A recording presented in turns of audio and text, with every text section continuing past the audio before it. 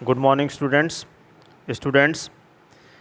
आपका lesson second हमने start किया था न्यू किंग्स एंड किंगडम्स, जिसमें हमने डिस्कशन किया था आपका राइज़ ऑफ न्यू किंगडम्स के बारे में डिस्कशन किया था एंड ट्रिपटिट स्ट्रगल्स के बारे में स्टडी किया था हमने आपसे।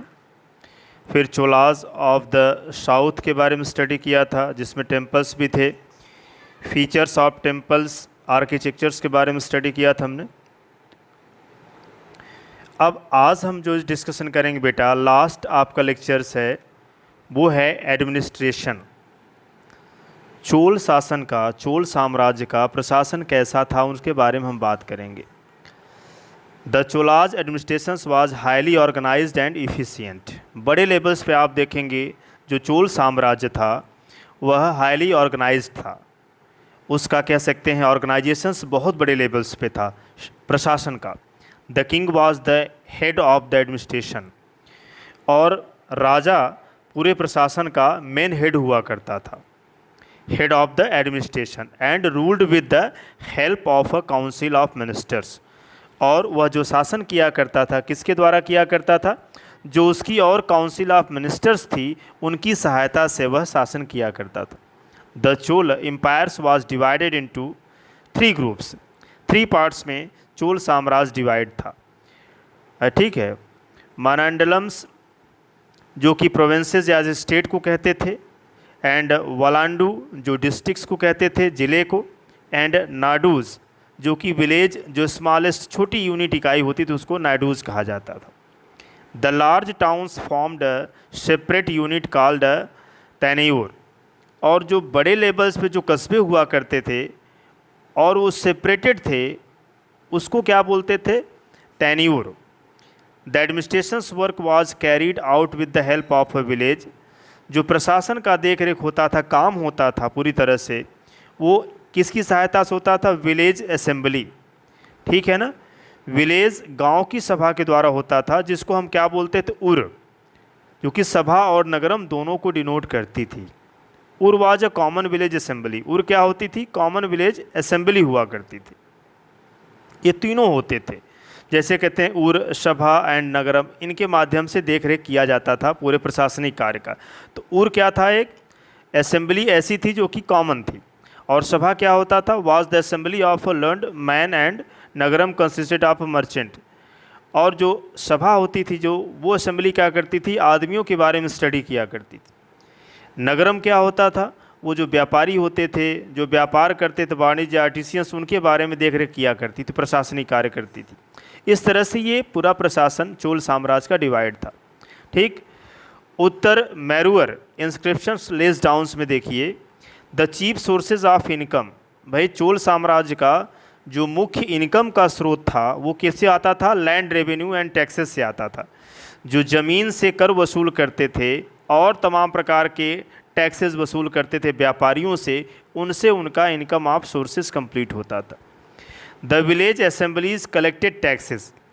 और यह विलेज, जो कि विलेज की सभा थी, वो टैक्स को वसूल किया करती थी, कलेक्ट किया करती थी, ठीक है। Irrigation was given special attentions, and tanks, wells, dams and artificial lakes were build to ensure ample water, ठीक है। और तमाम जो सिंचाई की सुविधा था वो क्या था? इन सब चीज़ें से, जैसे टैंक्स हो गए, वेल्स हो गए, डैम्स हो गए, इन सब से भी सिंचाई की सुविधा मिलती थी, ठीक है। Trade was well organised and traders formed guilds called Manigramam and Nanadesi. इन सब के नाम से भी जाने जाते थे, जो उनका मेन ऑर्गेनाइजेशंस था जो व्यापारियों का, ठीक है बेटा। टाइप्स ऑफ लैंड्स में देखिए, वेलंगाई जो आपका लैंड हुआ करता था उसमें किस प्रकार के लैंड्स आते थे? लैंड बिलोंगिंग टू नॉन ब्राह्मण, जो कि ब्राह्मण से बिलोंग नहीं करते थे, वो ऐसे कृषक हुआ करते थे जो उसके प्रोप्राइटर्स भी थे, ठीक है। ब्रह्मदया, लैंड गिवन टू ब्राह्मण, जो कि ब्राह्मण्स की जो ज़मीनें हुआ करती थी ब्राह्मण को दिया जाता था दान में। And Salabhoga, land given to school for maintenance, ऐसे ज़मीन जो कि स्कूलों को मेंटेनेंस के लिए दान में दिए जाते थे। एंड फिर तिरुनामट्टुकुनाई, तिरुनामट्टुकुनाई, लैंड गिफ्टेड टू टेम्पल्स, जो कि मंदिरों के निर्माण के लिए जो लैंड दान में दिए जाते थे। ठीक, पल्लीचानड्डम कैसा लैंड था? Land denoted to a Jain institutes के लिए दिया जाता था। तो ये सारे लैंड्स हुआ करते थे। अब हम बात करेंगे लिटरेचर के बारे में, वहाँ के साहित्य के बारे में बात करेंगे। Language and literature also progressed significantly under the Cholas. बड़े लेवल्स पे उनका प्रोग्रेसिव रिपोर्ट देखने को मिलता है वहाँ के भाषा और साहित्य के बारे में चोल साम्राज्य के अंडरटेकिंग्स में। They encourage the study of grammar, और वो ज़्यादा इंपॉर्टेंट किस पे जोर दे रहे थे? ग्रामर के, एस्ट्रोनॉमी के एंड फिलॉसफी के, आर्ट के। ठीक है, इन पर ज़्यादा उनका जोर हुआ करता था, फोकस हुआ करता था। आप देखेंगे इसमें दिया है आपका। ठीक है बेटा। Many literary and religious works were translated from Sanskrit into Tamil. तमाम ऐसे जो साहित्यकार थे, जो धार्मिक वर्कर्स थे, काम करने वाले, तो उन्होंने संस्कृत से तमिल, तमिल से संस्कृत में ट्रांसफ़र की। तेलुगु एंड कन्नड़ लैंग्वेजेस का यूटिलाइजेशन किया। कंबन रोट द रामायण इन तमिल, और तमिल भाषा में जो रामायण लिखी गई उसके रचयिता कौन थे? कंबन थे। एंड पंपा, पोना and Ranna were the 3 levels of Kannada literature. ये 3 साहित्य हैं कन्नड़ लिटरेचर के। The Cholas rulers used both Tamil and Sanskrit in their official work. और चोल साम्राज्य के लोग, चोल साम्राज्य का जो शासन था वह दोनों भाषाओं का यूज करता था ऑफिशियली, संस्कृत का भी और उसके बाद तमिल का भी। ठीक है, इस तरह से आपका एलेशन फिनिश हुआ बेटा। अब इसके क्वेश्चन आंसर हम आपको भेजेंगे। उसके पहले हम फर्स्ट लेसन का क्वेश्चन आंसर भी आपको बहुत जल्द कल या परसों भेज देंगे। ठीक है, थैंक यू।